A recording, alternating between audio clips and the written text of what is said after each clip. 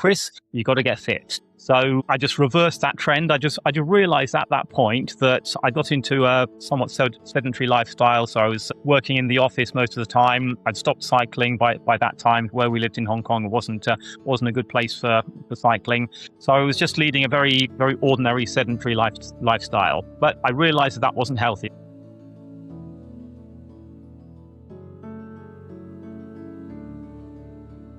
Hello everyone and welcome back to Trauma, Training and Transformation, the podcast where we explore how movement heals the mind. Today is a different conversation. So when people talk about marathons, they often think about running and the distance of 26.2 miles. The sore legs, the medals and crossing the finishing line after all that work, that commitment and that time. But every marathon begins months before the day of the race. It begins with a decision to commit, to show up when you feel like you don't want to embrace the discomfort as much as the pleasure, and trust the process where rewards won't be seen for months. So this conversation isn't solely about the run. It's about discipline, it's about resilience, and it's about consistency.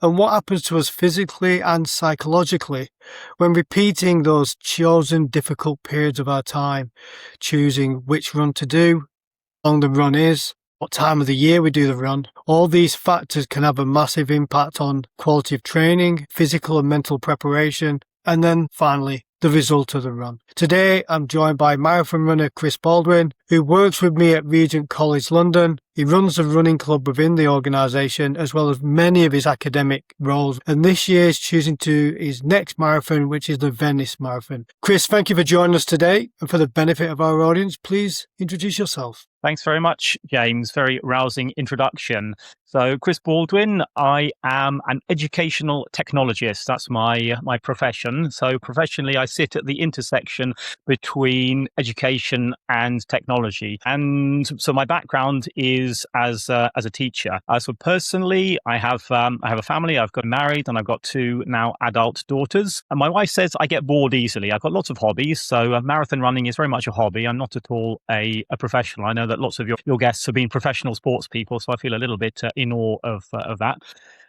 But so running is a big hobby of mine. I play guitar very badly. I ride motorbikes. I travel a lot. So I do lots of different things. But that's a quick introduction to myself. Thank you for sharing that, Chris. I think anybody who can run a marathon will be seen as being a specialist within that sport. The time you get is only famous to you, but anyone who can complete one deserves every credit that comes with that. So you should be very happy, very proud of your accomplishments when it comes to marathon running. So when you look at preparing for your fourth marathon coming up in Venice, every marathon, the runner starts with a single run and you build up through it. Just take us back to the beginning. What inspired you, first of all, to start running, and why marathons? Yeah, I'm going to go quite a long way back. I'm going to go back to my school days. So when I was a kid, I used to cycle to school, probably like most or many kids of my generation. I don't know about the people today, but that was a normal thing. But then most people, they left school, stopped cycling. But for me, I just kept on cycling. So cycling was always a big thing of mine. Quite into swimming, but just recreational, nothing too serious. Fast forward a good few years. So I've lived in a number of different countries. So I lived in France, I lived in Italy, and my kids were born in Italy. And then I ended up moving to Hong Kong through work. Kids had got to be toddlers by that point. And then I remember a conversation with my sister. She was saying, "Chris, you've put on a bit of weight. You're looking a bit chubby." I thought, what's happened? And then I remember I went once with the kids when they were pretty small, and I thought, well, we're just messing around in the pool, nothing serious. And then I thought, well, I'll do a few lengths. Haven't done a few lengths for a while, and I tried to do 6 lengths, and I really struggled. And it was at that point that I said to myself, Chris, you got to get fit. So I just reversed that trend. I just realized at that point that I got into a somewhat sedentary lifestyle. So I was working in the office most of the time. I'd stopped cycling by that time. Where we lived in Hong Kong, it wasn't a good place for cycling. So I was just leading a very, very ordinary sedentary lifestyle. But I realized that wasn't healthy. It wasn't doing me any good. So what I did, I joined the local sports center, as it were, and I started swimming 2-3 times a week. And I took up squash as well. So I started playing squash with some friends and some some colleagues. And gradually I lost that belly that I was starting to put on that my sister complained about, and my fitness has picked up. Fast forward a few years now, and then I moved back to the UK after being out of the UK for something like 17 years, I think, and looked for somewhere to play squash, looked for somewhere to swim, started doing that here, and very quickly after, COVID happened. Well, what could you do? Well, nothing. But I didn't want to do nothing. By that point, I got used to moving. I got used to the physical exercise, activity. So I thought, well, what can you do? I remember, I know you're a military man. You're gonna laugh at this. I found an app which is something like Military Fit. I think it was like an official army app, and it was like for I suppose young people wanting to join the army, and it was just to get them to that baseline of fitness to be able to to actually to join up. So I thought, well, okay, that'll be interesting. We'll give that a go. I went to the park, and that kind of time when you could go out for a little bit during COVID. Went to the park with my daughter. We tried it, and it killed us. We couldn't even do the first level of the activities on that. So we thought, well, okay, what are we going to do? We got to do something. Of course, the government, they were promoting, sort of exercising. They were promoting Couch to 5K, that kind of a thing, just to get people moving, even during COVID. So we thought, well, okay, well, let's try running. I had tried a little bit of running before when I was in Hong Kong. But Hong Kong is very, very hot. Playing squash in the air conditioning, that was pretty good for Hong Kong. You're swimming, it's nice and fresh, but running didn't really work there. Lots of people do it. There's a Hong Kong Marathon, but it didn't really work. Didn't work for me as a non-runner at that point. So then with my daughter, we'll give it a go. So we started running, and then carried on running and got into it. So started off doing Couch to 5K. I remember that sense of achievement when I got up to 1K. That was a really amazing sense of achievement. And then my wife joined in, did a few runs with my wife as well, and then managed to get up to 5K. Got that completed. Got the bug. Felt started to feel that runner's high, enthusiasm, that real sort of rush that you get when you're running, and when you succeed, you do what you want to achieve. And then getting towards the end of COVID with my two daughters, we actually ran the first half marathon distance. Obviously, COVID, it wasn't a formal half marathon. We actually managed to run that distance. And that was such an amazing sense of achievement that when sort of lockdowns were finished and all that, so I signed up for my first half marathon, and then really loved the experience so much. I thought, well, yeah, this is it. I love playing squash. I like swimming. I do like swimming, but I did find it a little bit boring sometimes. But the thing I love about running is you just put your shoes on and you go. Any time of day or night, you can just do it. It's very, very easy. The barrier to entry is really, really low. I think there's a bit of a parallel with guitar playing. I remember some of the guitar lessons I've had. The guitar teachers, they always say, where do you keep your guitar? Do you keep it in the cupboard? Do you keep it in its case? And they say, no, don't do that. Keep it on a stand. Keep it out. So if it's out, you see it, you pick it up and you play. I think it's exactly the same with running, compared to, say, playing squash. Playing squash, you've got to book a court. You've got to find someone to play with. There's a barrier to entry. But running, you put your shoes on and you go. So I love that aspect about it. And, the actual, you're being out, you're out in the fresh air, sometimes the very fresh air, sometimes the boiling hot air, but you're outside, you get to see the countryside or the city as you pass by. I run along the river a lot, so it's just fantastic being out. And I run, say, with my daughter. I'll talk about that a little bit later on as well, I think. I run with friends, I run with colleagues.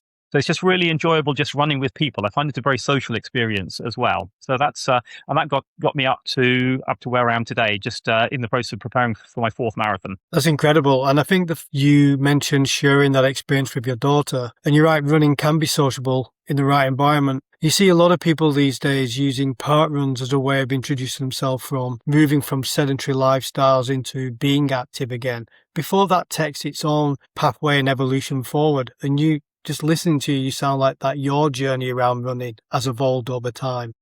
Is that because of running became a bug, or because you became more successful in your running journey? It's definitely become a bug. There's an addictive element to it. It's partly addictive, partly get into the habit, just the routine. As you know very well, you do need to motivate yourself. There's sometimes when you don't necessarily feel like it, but you've just got to push yourself because you're doing it. There's definitely a difference between when I'm training for something and when I'm just sort of just coasting, just going by. But yeah, there's definitely a bug. There's that runner's high that you get. I don't feel good if I haven't been out running. You talked about your early experiences into running. What was your first experience with the first marathon, and what do you look back on where you are now to where you were then? So actually, the very first marathon that I trained for didn't happen. because it was the time when Queen Elizabeth passed away, and so I was training for that marathon, and the marathon was scheduled for, I think it was about 2 days after the Queen passed away. So they decided to cancel. I think they postponed that marathon. So I trained up for it. I was ready, and nothing. So it was unusual sort of sensation, that anticipation, that build up for all that time, and then, well, we know these things. Events do get cancelled for one reason or another. But that was quite an anticlimax. And then they'd rescheduled it for a few weeks later, when I had planned a half marathon to run with a friend of mine, and that was going to be his first half marathon. And also, I got a little bit sick in that interim as well. I don't know, maybe that's whole sort of build up, my body sort of being sort of tense, getting ready for the marathon, and then maybe just then it was cancelled. Maybe just my body kind of collapsed a little bit, and then so then I got sick. So then I lost that fitness. So I made the decision not to run the marathon when it was rescheduled for, and I ran the half marathon with my friend, which was a fantastic experience. But I still, obviously, I wanted to do the marathon, so I trained for it. So then I signed up. Well, I deferred the place so I could run that same marathon. It was the Richmond Marathon the following year. And then that training period, that was hard psychologically in some ways, because I was going through that same experience again. I'd prepared for it before. I was doing it again. A little bit of trepidation, is what's going to happen? Is something going to happen again and I'm not going to be able to do it? I remember those, those doubts creeping into my mind, but I wanted to do it. So, and I enjoyed the experience as well. So it was my second time training for a marathon. So I'd had that little bit of experience doing it, even though I'd never done run the marathon. And then by the time I actually got to the start line, I felt ready. I was kind of pleasantly surprised that nothing had gone wrong at that time. And then, then I felt good. I was ready to run. Once you'd done the first marathon, after all that pain and suffering of the training, and then obviously the negative news of not being able to do it, to then finally doing all these runs after, marathon running must be part of your psyche now. Even though really early on in our conversation, you talked about just getting off the couch and running your first K. Now you're doing marathons. Do you feel like it's part of your identity rather than just being a hobby? Very much so, yeah. My wife, probably colleagues, would probably say negatively so, because I bang on about it so much. But I really do enjoy it. I like to be enthusiastic. I like to talk about it. I like to encourage people to get into it. I was just talking to a new colleague today who's I just see her tried to motivated her to join the run club, so she's joined it. So it's very much, it's a big part of my personality. It's a big part of who I am. I think everybody's multifaceted, so we've got we've all got different aspects of our personality. It depends where we are, but running, it's always, particularly when you're in marathon training, there's always a run coming up soon. You've got that marathon in your mind. You've got the next training run coming up in your mind. You've got your training plan. You've got your whole nutrition. You've got all of these things in your mind. And it's I'm a very sociable person. I'll talk about what's on my mind, whether whoever's next to me likes it or not. People often celebrate the race day, the turning up, putting your bib on and your number, your race number, and participating, be it park run, K, 10K, half marathon, or the marathon. But very few appreciate everything that goes into it beforehand. So from your point of view, using your experiences, could you just paint a picture for the audience what marathon training actually looks like? Yeah, so I'm just to give a brief overview for people not familiar with it. A typical marathon training plan would take something like 16 weeks or thereabouts. If you're reasonably fit but not a runner, then you could probably do it within 16 weeks. Some shorter training plans are maybe 12 weeks. Some of them are longer, again, depending on your starting point. They tend to go from between 3 to 5 runs a week, and you'll have and what I'm doing at the moment is I'm doing four runs in a week, and a couple of sessions of cross training as well, just to build general fitness. So you've got your long runs, which I'm doing on a Sunday generally. And that's where where you build up those miles. You start to get close to your marathon distance. And then on the Monday, you've got a recovery run where you go really, really slow. I mean, you're a sports scientist, you'll know far more about this than me, but it's about sort of like just like recovering, sort of flushing these toxins from your body, just like kind of super, super slow, like a sort of zone 2 heart rate. So you're building up your sort of cardiac capacity. I know that's the wrong term, but apologies for that. So you've got your really slow recovery run. You do the long run super slow as well, much slower than your planned marathon pace. On a Tuesday, I do sort of fast runs. So I'm going to be doing some sprints tonight. And that's how I really sort of push myself there just to build up the sort of anaerobic capability. And then a moderate run on a Friday, which I do at marathon pace. And the idea is that each of these runs, you build them up a little bit. Each run builds up maybe sort of 10% or thereabouts in a week, and then the total distance of 10% over a week. And you do 3 weeks of building up, and then a week of pulling back, and sort of a recovery week. 3 weeks building up, and then another week of pulling back. So you just build up that way, and then the rests between the runs are very important as well. So it's really important to have like recovery days and days when you don't do any training, just to give your muscles a chance to rest, recover, and to actually build up. Apologies to the sports scientists listening, but that's my layman's interpretation of how it works. It's great for you to share that. And you talk you shared a lot there about the physical preparation. I know you break that down during your week training cycle, but just touch on a little bit of how hard is it to prepare mentally for a marathon? Yeah, the psychological element is so important, probably more so than I expected. And I'll tell you how I first realized that, because I remember doing a run, and I forget the exact details, but I had in mind that I was going to do, say it was like a 12K run. And then when I checked my actual plan, when I started the run, it was supposed to be 15K. But if you got in your mind, you're going to do 12K, and then there's that additional 3 kilometers. Those last 3 kilometers are so hard. And it's not physical, it's the psychological, it's that expectation postponed. That you thought you're going to do one thing, then you've got to do more.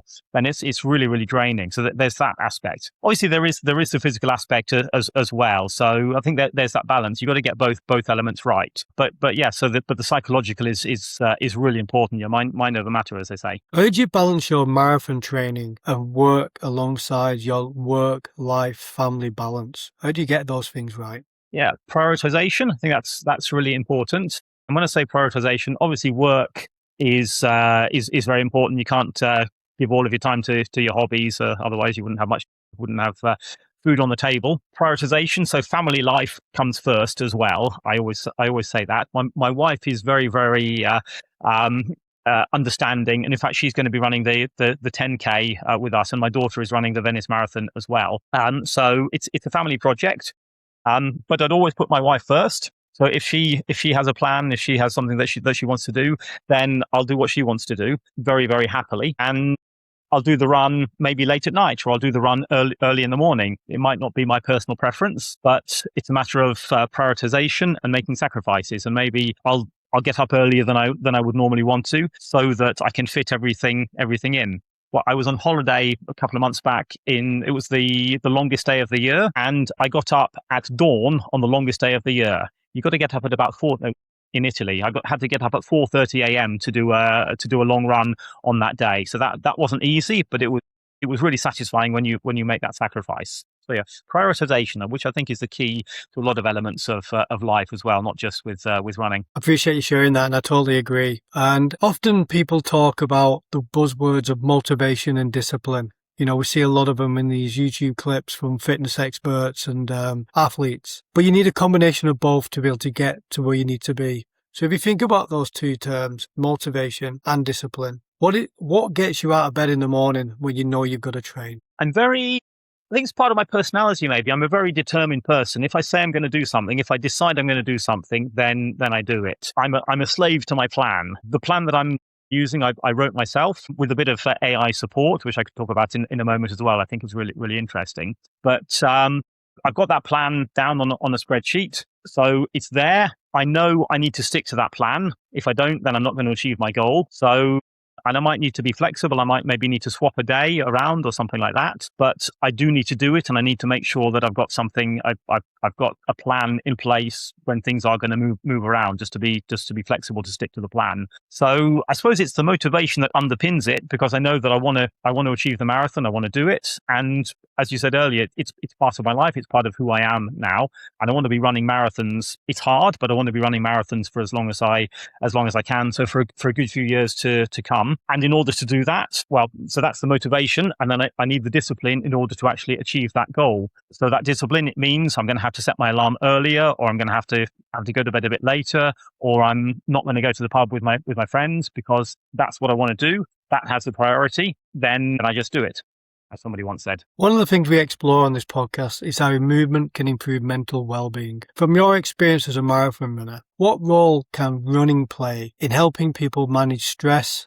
process emotions, or simply create a space where they can think logically? I think that's one of the amazing things about running. If I compare it to, say, playing squash, when you're playing squash, your mind is just so fixed on the game that you don't have space for anything else. Running, I think it's got that perfect balance. Again, with swimming, maybe it does give you that bit of headspace, but I found when I was swimming, I didn't really have I was kind of concentrating too much on the swimming to be able to think about anything really deeply.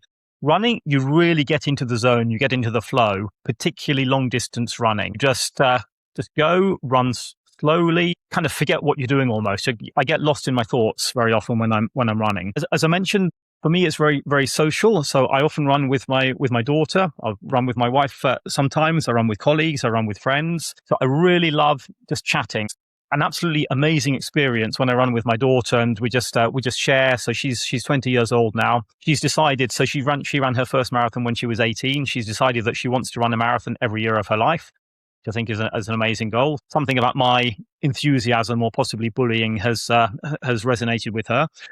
But then just sort of running with her, that father-daughter time, whether we chat about, deeper things, we chat about just nothing in particular, or even we're just running together and, listening to music, listening to a podcast, but just running together. That's such an amazing experience. And again, running with colleagues, running with friends, it's just a wonderful thing to do. That maybe if you're, playing football, something else, you can't have that social element maybe after the game. But with running, it's kind of whilst you're doing it. And because it's long distance, you're going slow, so you can just have a chat. Obviously, appreciate the people who don't have that experience. Maybe it's hard to imagine you just have a casual conversation when you're running super long distance. But there's a bit of a barrier to entry. But once you're past that, once you get there, it's it's so satisfying. So when I run, as I say, apart from talking to whoever I'm running, obviously there are lots of runs that I do on my own as well, and I really appreciate the headspace that gives me. I very often listen to podcasts about all sorts of different topics. I'll sometimes listen to a Bible-based podcast. I'll sometimes listen to a podcast about science or about history, or something maybe professionally as well. I consider myself to be a lifelong learner, so I really enjoy learning. I'm studying for a certification at the moment, so I'm listening to some podcasts about that as well. And so I just really enjoy taking in information, just like learning, thinking about what I'm listening to when I run. Sometimes I'll listen to music as well, and it sounds funny to say, but sit back and enjoy. When I say sit back, obviously I'm still running, but kind of mentally, it's like sitting back and relaxing and just letting my mind go. And sometimes I'll just not have anything on, and I'll just enjoy the space, enjoy being out there. I really love running through London, running along the river, particularly some of those really long training runs where you see the miles go by. You can see the city changing as you get out of the city into the countryside, into the parks, that kind of thing. Just seeing the people go by, I just really enjoy that headspace that running gives. Once you get into running and you get to a certain level, you often feel that experience of peace, quiet, almost like meditation in a sense. Do you think people then simply forget or underestimate then just the benefit of exercise and what it can play in the role of supporting mental health? Yeah, it's a very interesting question. Actually, when you shared this question with me earlier, it got me thinking a lot about, I don't know, maybe first world problems or third world problems, as it were. I've spent quite a lot of my career working in countries in very different contexts, and working in say with sub-Saharan Africa, with Southeast Asia, in countries where they don't have lots of the privileges that we have, and the challenges that people in those countries face. So maybe obviously, Kenya, we know, has produced some of the world's best runners. So I mean, it's very, very. I don't want to generalize, but there are people in the world, there are many people who don't have the privileges that we have, and their life means that they need to keep physically active. That physical activity kind of gives them that exercise that maybe we in the West don't have quite so much. So in a way, it's maybe taking us back to our roots, back to sort of how humans should should be, so that we're actually, you get that exercise. It's the human body working as it's designed to work. So sitting in an air conditioned office isn't really a natural environment to be in, but being out there doing something with your hands and with your mind, I think, is a much more natural state for someone to be in. So I think that's a really important aspect of running as well, apart from the physical exercise aspect of it. You've been running for a period of time now, and you've worked in some extraordinary areas academically and regarding technology, as you mentioned earlier on. But has running ever helped you personally, especially when you've come up with personal challenges, be it professionally or personally in your life, that you've used running as a way or a mechanism to overcome them, or give you the space to be able to deal with them within yours internally? Yeah, it's an interesting question. I think for me, it goes hand in hand with who I am. It will be easy to say, I've got lots of problems. I go there and I forget about them, but that isn't really the case with me. I've got sort of, but I think if I've got something that I need to think about, that I need to meditate on, it gives me that space to do it. So it fits in perfectly. It's not as though I've got maybe a trauma that I need to overcome, and then that gives me that space. Well, of course, I know that is the experience for some, but I think it's that sort of that right balance, that the way that my life is, the way that I've designed my life, and I've been very lucky that I've had the opportunity to kind of to build the life that I want in lots of ways. So it gives me that space to be able to do that. Maybe if I didn't had I not listened to my sister all those years ago, and had I not gone swimming with the kids all those years ago, then the life would have gone in a different way, and I would have needed that escape valve. But I think I got into it at a point at which it gave me that release anyway, which means that I didn't necessarily have anything building up inside of me to get there. But I definitely appreciate the opportunity that running has to give me that space to meditate, to reflect, to think about life, about where I am, what I'm doing. Anyone who runs a marathon must learn a lot about, one, running, two, the event, but also about themselves. So if you look back across your previous experience with marathon running, what lesson stands out the most for you? Yeah, motivation, determination. I think that's a lesson. You've got the plan, do it. I do find that there are some similarities with, say, planning a run, and with family life, and with work as well. If you make a plan and then follow the plan, I think that as a principle works very well in so many different aspects of life. And I found that to be true with running. And then it's a lesson that you can definitely apply in professional context, in family life as well. Write down the plan, follow the plan, and you'll achieve if the plan is good. If you made a good plan, then you'll achieve the desired outcomes. But of course, any good plan needs to have that flexibility built into it. I think that's kind of like a long-term lesson that I've learned as well. And just the very fact of being able to keep yourself physically active as well. I think that's not directly answering your question, but to me, it's a really important element. That why I run, and the multiple factors. But I told you why I started running. Why do I keep on running? I enjoy running. I really do love it. I love that social element that I mentioned before. As I get older, I'm not an old man, but I'm not a young man either. As I get older, I'd love to be running marathons, or maybe walking marathons when I'm 80 years old. I can see, I look at maybe older people, some older people, and they've lost their fitness. They've lost their physical fitness, and unfortunately, maybe their mental health as well, the mental fitness as you get older. But for me, it's a way of keeping strong physically, keeping strong mentally as well. So for me, running is something it's intrinsic to the long-term life pattern. I just want that to be part of me going forwards, wherever I am working. When I retire, I still want that to be part of me. You see some people retire and they do nothing. But I absolutely want to keep a very active retirement when I get to that point. So I think that's just physical, mental activity are so important in life. You touched earlier on about using AI in creating your training program, or giving you the framework to create a program, identifying your needs within that. Often people go and see specialists or follow a generic program made up from a runner or a gymnasium that they go to. How do you feel AI can support people in their experiences of learning to run or any kind of activity? And what experiences have you found in creating your program along the way? Yeah, really interesting question. In this world that's being transformed by AI. I go back to when I started running. As I say, initially I followed this like the couch to 5K. That's obviously a tried and tested method, and it worked very well for me.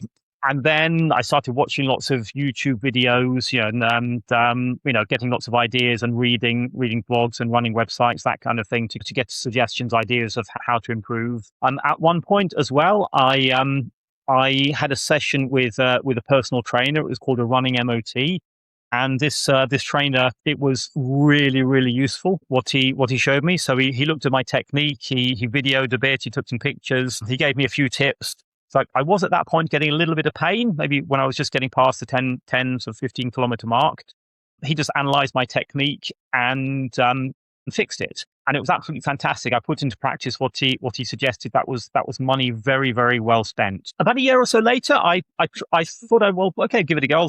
I'll do something similar. I found it to be less valuable at that point because I'd got the techniques. I knew how to do it. So, and I can understand that maybe some people they find it useful to have a personal trainer for the motivation, or just to have somebody to keep on going with them and keep monitoring just to make sure that it's okay. But in my personal situation, that second session wasn't as valuable, with no disrespect to the trainer. It just wasn't what I needed. And so from that point on, I've still watch videos and that kind of a thing.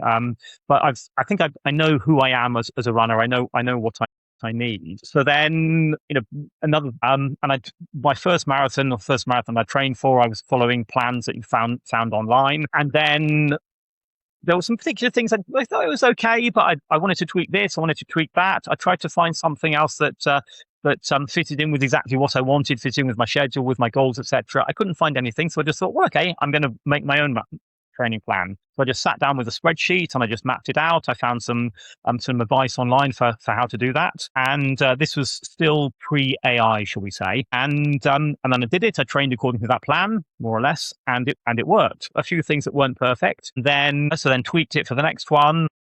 Seemed to work again. So fantastic. That was just with my own DIY training plan. Of course, now we've got AI, and of course there are some tools, some running tools with AI built into them. There's a number of tools that people can go and buy specifically with AI for running. I've got my own sort of personal AI tool, and what I did is I just fed in my training plan into it, and also the data from my watch, from sort of my previous runs, and then from how I actually have been sticking to the plan. And it's really interesting just to see the analysis that it did of how I put the plan together. I also fed in all of the data from my previous runs, from the previous marathon training. So all of the runs from the previous marathon training, the data from the marathon itself, and it analyzed all of those runs, and it noted why I maybe didn't get the goal that I had set for myself. And then so I thought that, well, it was, I was going to say perceptive. I don't know if if perceptive is the right word for an algorithm. But its analysis, I think, was very interesting, and I think very accurate as well for the previous one. So now I'm maybe a third of the way through my training for this next marathon, and so basically once a week I'm uploading the runs into it and just seeing how I'm doing according to the plan, and just getting it to tweak what I've so it tweaked the original plan, and then just getting it to give suggestions, tweaks. And I'm looking forward to it giving me a prediction as well in a few weeks' time, when I've got a few more runs under my belt. So it's been a very interesting experience just for myself, seeing how the AI has been training me. I know that maybe lots of sports professionals might be worried seeing their jobs disappear to AI, but for me, I see it as a support tool. It's maybe something that people can use to support them professionally, as well as support them personally, and maybe people who would never have hired a professional trainer. They can get, if you like, a professional level of advice using AI. So I really see it as something that's to some extent democratizing. So it's maybe opening up higher quality training for people who maybe wouldn't have been able to do it before. Of course, then that brings to mind the whole digital divide issue about people who don't have access to AI and technology. But at least it's opening it up to far more people as well. As to how it will actually go, obviously, I'm looking at it and I'm not just following it blindly, but thus far what it's suggested has made a lot of sense, and I'm following it, and it's really working well for all the different types of runs, all of the different paces. This particular time, I'm being very strict with myself with my training in my pacing. So I'm making a real effort to run slow, because it can be tempting when you're marathon training, to run too fast and just think, well, I'm building up my fitness, I'm going to run fast. But actually, your training isn't the race. So I want to just really run slow, and I'm following strictly the slow runs for the long run, slow run, the recovery run. The sprints, obviously, I just go for it in the sprints, but not totally all out. Again, this is something I asked the AI the question was, I'm feeling good, should I push myself a bit more? And the AI's response was, well, no, because this isn't, and it gave me a very good rationale as to why I shouldn't. I should be pushing myself, but not to the extreme, because you don't want to burn out, but just enough to be able to to build up that level of fitness. That was a very interesting analysis, just to some specific questions that I'd asked it.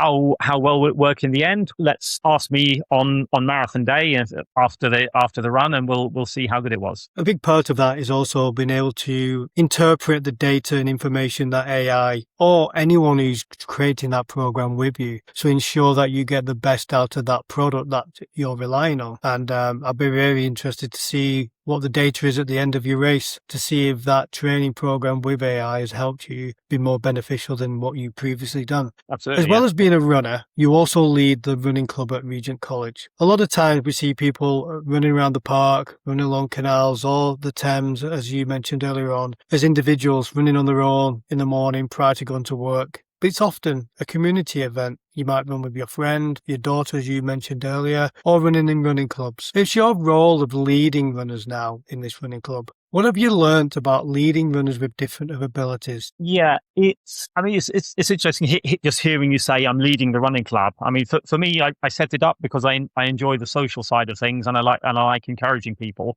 It's not an official running club, although I did look at how we could make it official in various ways. But it's a group of people, and we get together and we run at lunchtime, and that's I enjoy that. As a non-sports professional, as somebody who is not a coach, but I've gone through my own experiences, it can sometimes be hard to kind of to hold myself back. So I do very much respect people who, they put their shoes on, they get out. I remember how I was when I started. So I'm really keen that the running club is for anyone who wants to run. And I've done some slow runs and some walk runs with colleagues just to get out and get them out, get them going. And it's been really satisfying to run with some colleagues who've maybe struggled and then they've gone on, and they've struggled and they've gone on, and they've just kept going. And actually seeing their fitness build up as they've kept going with it, it's really, really satisfying doing that. One of our campuses is not too far from Regent's Park, from Primrose Hill. I've got the Primrose Hill Challenge, which is basically we run from the campus all the way to the top of the hill without stopping. You can run as slowly as you like, but don't stop, just get to the top. And did it with a few colleagues. So the first time, maybe some struggled with it, and now getting to the top of that hill, metaphorically as well as literally, it's such a satisfying feeling. And just standing at the top of the hill, arm in arm with your colleagues, taking the selfie there, just seeing the smile on their faces, on their exhausted faces, but when they actually made it to the top of that hill, it's it's such a wonderful feeling to be able to help people to do that. I really enjoy encouraging people, motivating people, helping people, and I think that's part of it. Just seeing their satisfaction when they do it. What would you say to someone who believes that they are not a runner and they don't feel that they could participate in running? Obviously, there are some physical limitations that some people have. So that notwithstanding, anyone can run in inverted commas, and I'll say that even maybe with those who are disabled, we could use run metaphorically as well. Anyone can run in one way or another. The great thing about running itself is, as I mentioned earlier, you just put your shoes on and you go. And go, what that means can be different things for different people. It could be doing a park run. It could be doing 1 kilometer. It could be just starting. I think starting is the hardest thing. So just making that effort to start initially. I think that's the key thing. You don't feel like you're a runner. Put your shoes on, make a start. See if you like it. Maybe you'll like running. Maybe running's not your thing. Find your thing and then go for it. Then do it. As you mentioned, you're able to go out running, or if they're not able to do that, can find an activity that they can participate in and still get the rewards that they desire from that. Have you seen in your experience people who participate in running that it's had a defined impact on their confidence, the well-being, and their persona? I'm probably going to talk about my daughter here. And hi, Amy, if you're listening to this. So I started running as I mentioned when she was an early teenager, something like that. My older daughter, and and then I've exposed her to various different hobbies and various different activities. She's a really good snowboarder as well. I taught her sailing when she was younger. As I said, I've got lots of different hobbies, but I love skiing as well. So she went over to the dark side with snowboarding. But as I mentioned, she's now said that she wants to run a marathon every single year of her life, and just so seeing her grow from being a child into a young woman now, and just building running into her life. It's now part of who she is as well. Obviously, your children, you see them so much more closely than anybody else will. But just actually seeing that she's got that, and that's a really important part of her life as well. Now that she's she's sort of studying and working, she's doing a degree apprenticeship. So she's got all of those daily pressures of everyday life, but running is now part of her life as well. And just having sown that seed and seeing it grow, that's so satisfying. Let's talk about the Venice Marathon. In your experience, you've ran, you've trained, but what is about Venice that stands out, and what made you want to do it? Interesting question. So the first two marathons, it's the Richmond Marathon. I ran that a couple of times, not too far from where I live. So it's a kind of convenient one. It's nice and flat as well. That was easy. I didn't want to do that again because I thought, well, let's find something different. The third marathon I ran was the Loch Ness Marathon. That was absolutely beautiful. Really, really, really stunning scenery. The hills are an absolute killer. So that's a word to the wise. Choose a flat marathon for your first marathon. But it was so beautiful as well. So my wife is Italian, so I've got family who live not too far from Venice. I used to live not too far from Venice as well, in Verona. So it's kind of home in a sense as well. But also I love running in beautiful places. The Venice Marathon, it starts near Padua, and then you run across the sort of the plain along a river. So it's very flat, and then over a couple of bridges, then you get into Venice itself. Venice is, if for people who haven't been there, it's absolutely stunning. It's a really beautiful city. It's running somewhere nice. And I think it's the last 5 kilometers or so that are actually in Venice itself. See, Venice itself is very small, so you can't really have a full marathon just in Venice. And so actually just crossing all of that ground and then running in that beautiful space. And then they put bridges. They put a bridge over the Grand Canal, like kind of a temporary bridge. So I think I'm really looking forward to just running over the Grand Canal. And then they've got 14 different bridges over the smaller canals. That's going to be tough. Just at the end of the marathon, you've got all of those little bridges to do. But I'm so much looking forward to the experience of running through Venice. I say I'll be running with my daughter. I'll be running with another friend as well. One of the defining experiences of my life was the first marathon that my daughter ran. That was in Richmond, and starting with her running, and then we split up at one point, and then we met again, and then crossing the finishing line together with my daughter. That's an absolutely amazing experience. Just for any parents listening, I'd really recommend that if you get the opportunity. I suppose it's the same with any sporting event, but doing that with my daughter, that was so incredible. The next marathon, Loch Ness Marathon, we started together again. So we were running together for maybe the first half or so. She had to stop for the bathroom, and I just wanted to plod along, so I just carried on. Got up to the hill. There was about a 2-3 kilometer hill when you get into about kilometer 30. So you're really dead tired, and then you get that massive hill a long way in. So I'd had my strategy planned for that. I was going to do 30 seconds walk, 30 seconds run. And that really served me well up that hill. Well, I was about halfway up the hill when I hear Dad from behind. My daughter just like cruising up, just sort of, I mean, it felt like she was sprinting for me. And then I tried to keep with her for a few minutes, and then just said, okay, bye, Amy, see you. I can't keep up. So then just seeing her overtaking me, that was an absolutely amazing experience. And then she finished about 10 minutes ahead of me. So that was a wonderful experience there. If it's your dad and daughter running, if she beats me, then I'm proud. If I beat her, I'm proud as well. It's a win-win situation for me. But I'm really, really looking forward to running with her in the Venice Marathon, and we'll see who gets in first. But I think my money's on her beating me. Thank you for sharing that. And I've got to agree. Whilst serving in the army, we did training with the Italian army in 1993. We travelled down from Berlin and spent 2 weeks in Italy working with those guys. And we visited Venice and Trieste. a beautiful part of the world. I really enjoyed my experience there, and I'd go back tomorrow. It's such a beautiful place. And I hope you all the very best with the Venice Marathon.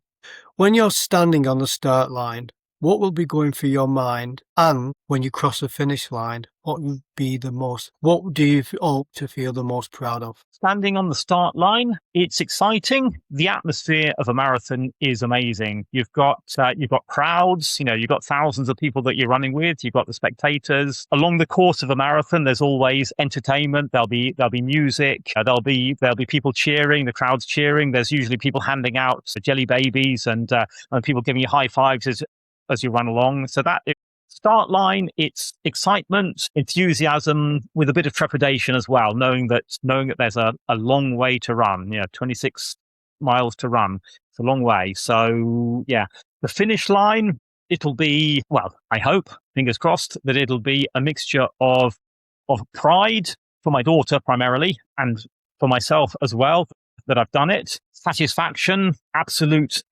exhaustion, and need for some refreshment as well. That'll be being banal about it. But yeah, it'll be such a wonderful feeling, and I will just be lying flat for a very long time. I can guarantee you that. If anyone listening to this and hear your stories about marathon running and the good, the hard, the challenging periods of time when running, what would your one piece of advice be for someone participating in the first marathon run? Start slowly. That's the simple thing. And I think marathons, yes, but that applies to so many things. Whatever your goal is, if it's climbing a mountain, if it's running a marathon, if it's swimming, whatever it is, even if it's a challenge at work, whatever the challenge is, start slowly, break it up into chunks, one step at a time. That sounds really cliched. I'm sorry, but I think for something like marathon training, that is where it starts. As I say, as I mentioned earlier, I remember that first kilometer run that I ever did. And then I remember the first time I got to doing a 5K run, and then the first 10K, the first half marathon. But it's building up slowly. A practical tip for running is to say, build up 10% at a time, 10% a week. And if you're building up 10% a week when you're starting, that's not much. That's a little bit. But as you build up, 10% becomes more. When you get up to 10K, 10% is another kilometer. So then you just start adding to it, and then give yourself the rest. I think it works so well metaphorically as well. It works so well sort of psychologically as well as physiologically. When you're doing your marathon training, you do a few weeks of hard training, and then you give yourself a rest. Ease it off a bit, keep going, but a little bit easier. I think that works. That works physically, but also just psychologically as well. Just when you've been training hard, it's a recovery week. I get to do a nice, easy run, a shorter run. Just that's that psychological element. And I think that's the key thing as well. A little bit of time, but with plenty of breaks. If someone wanted to get into marathon running, how would they go about it? Is it easy to apply for marathons, or is it like the London Marathon where you've got to put in a bid and hope that you'd be successful with that? Depends on the marathon that you want to run. So, as you say, the London Marathon is really hard to get into. Lots of the world majors, as they call them, they're really hard to get into, unless you're a professional or charity places. Obviously, it's a lot of money it's a lot of effort, a lot of work to raise money for charity. I did that once with one run, but you got a lot of the smaller marathons you just apply to, and obviously within the window, so they'll sell out as well. Yeah, just Google it, search it. There's lots of marathons these days. I think that's a really satisfying thing, is that marathon running, running in general, has become so popular that there are so many runs, so many marathons, half marathons, 10K runs everywhere, and there'll be a big crowd. Even if it's not one of the famous ones, there'll still be a good crowd. There'll be people there cheering for you, motivating you. Bring along your team with some placards, cheering you on. Sign up for it and go for it. Today we've talked about training, discipline, resilience, setbacks, and community. It's about discovering what you're capable of when you're putting one foot in front of the other, especially when it's a long run like a marathon. But when you look back after completing the 4th marathon in Venice, what do you hope you'll have learned about yourself as much as the running? Interesting. I think I'm now, as I say, it's my 4th marathon now. I think I'm into a stride now. I'm into a rhythm. I think the first marathon, it's quite transformational. The second one, you start to, you've learned the lessons, you apply it. I think now my fourth, I kind of know what I'm doing. I kind of don't as well. But for me, it's now no longer transformational. It's now life, and it's the life that I want to lead, and I am leading that life that I want to lead. So after I've recovered, I'll look at it, I'll tweak it, and I'm saying this now, I'm committing myself in public, and then I'll be looking for the next marathon to run. So there you go, and I'll be trying to beat my time for the next one. I want to beat my time. We've not spoken about time. My marathon times are not fantastic. I'm not a fast runner. I want to get it's about 4:30 is my personal best for a marathon, 4.5 hours, 4:35. I want to get it under 4:30. I would absolutely love to get it under 4 hours, but I don't know if I've got that in me, or at least not with the. I spoke earlier about the balance, just getting things right. I could train myself up to run a sub 4 hour marathon, but do I actually want to commit myself with all of my other commitments in life to be able to do that? I don't know, but commit myself to running marathons at my pace. Incremental improvements, yes, absolutely. That's what I want to do. Chris, thank you so much for sharing your journey today. And I hope everyone listening will provide a link in relation to the live stream for Venice Marathon. I wish you all the very best and good luck on achieving your goals that you set yourself. One of the biggest takeaways from this conversation is that marathons aren't simply about endurance, they're also about personal character. They remind us that meaningful progress rarely happens overnight. It's built through consistency, resilience, patience, and the willingness to keep moving forward, even when the finishing line seems so far away. Whether you're training for your first 5K, preparing for your next marathon, or returning to the exercise after a difficult period of your life, or simply trying to navigate the challenges of everyday life, be work, life balances, and the principles are remarkably similar. Show up, trust the process, keep taking the next step. If you enjoyed today's episode, please subscribe and share it with someone who might benefit from the conversation. You can find Trauma Training Transformation, Exploring How Movement Heals the Mind on Spotify, Apple, Amazon Music, or where you find your podcast. Or you can find it on my YouTube channel, James Older 003. A marathon isn't conquered in the final mile. It's won every early morning, every difficult decision, and every moment you choose not to quit when nobody's watching. So until next time, keep moving, keep learning, and remember, every extraordinary journey begins exactly the same way, with the courage to take that first step and the next. Thank you for listening. See you on the next one.